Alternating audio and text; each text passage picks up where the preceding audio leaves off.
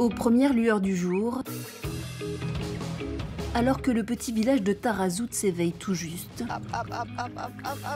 ils sont une petite quinzaine à avoir pris l'habitude de se retrouver, là, face à l'océan, accompagnés d'un petit déjeuner des plus marocains.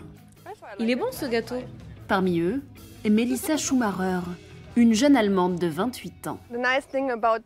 Ce qui est super ici, c'est de commencer la journée avec tous ces gens qui sont devenus des amis. Des personnes qui ont le même mode de vie. Commencer la journée avec ce petit déjeuner et cette vue sur l'océan, j'aime beaucoup ça. Ne vous fiez pas à leurs airs de vacanciers béats. Ces jeunes gens sont en réalité sur le point de démarrer leur journée de travail. Tous ici sont ce qu'on appelle des nomades digitaux, autrement dit, des voyageurs qui travaillent à distance. À même pas 30 ans, Melissa a monté une maison d'édition avec son amie Petra. Pour travailler sereinement, ces deux Allemandes n'ont besoin que d'un ordinateur et d'une bonne connexion Internet, peu importe ensuite leur localisation sur le globe. Ici, on a tout ce qu'il faut pour travailler correctement. La connexion Internet est bonne, il y a du café, et puis surtout, ce qui est très important, c'est d'être intégré à une communauté d'actifs comme vous.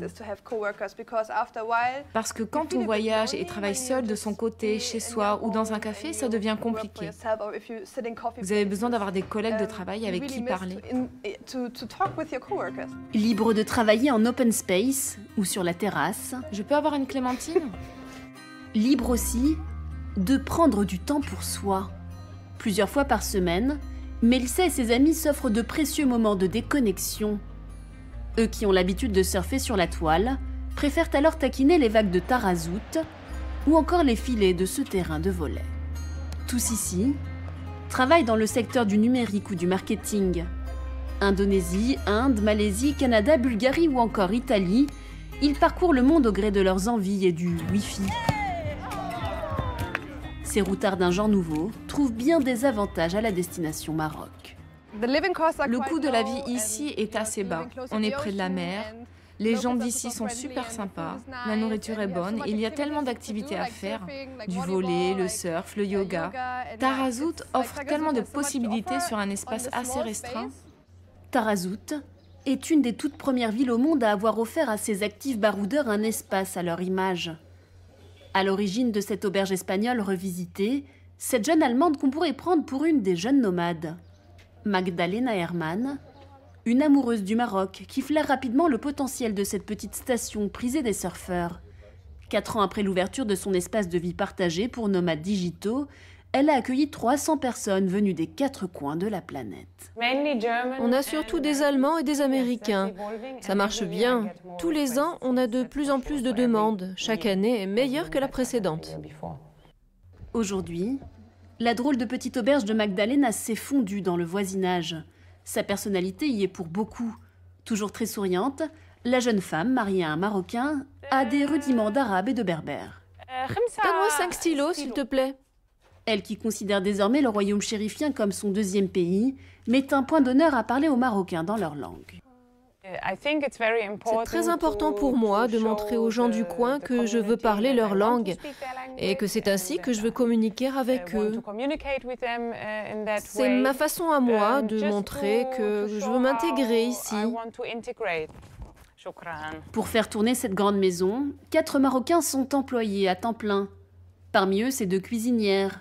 Les voilà affairés à préparer un couscous berbère, vendredi oblige. On a l'impression d'être chez nous ici.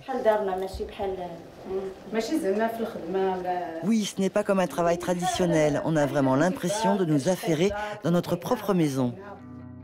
Repas, sorties, sessions de travail, au fil des jours et des semaines, les nomades digitaux tissent des liens forts. Unis par leur mode de vie, ils savent pourtant que la liberté a un prix, celui de l'inéluctable séparation. Aujourd'hui, 2 autres prennent leur envol vers de nouveaux cieux. Ici, pas question de parler d'adieu, juste de revoir.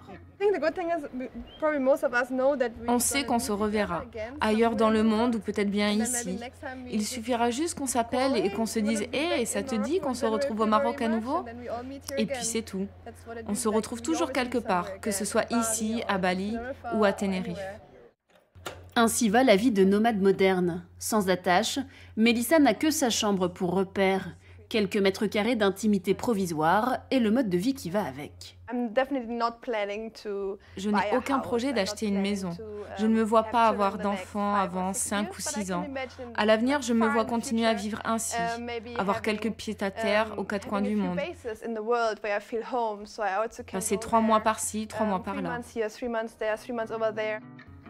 À l'heure où le numérique s'impose dans toutes les professions, et à l'heure où une nouvelle génération de travailleurs assoiffés de liberté arrive sur le marché du travail, ce mode de vie est amené à se propager.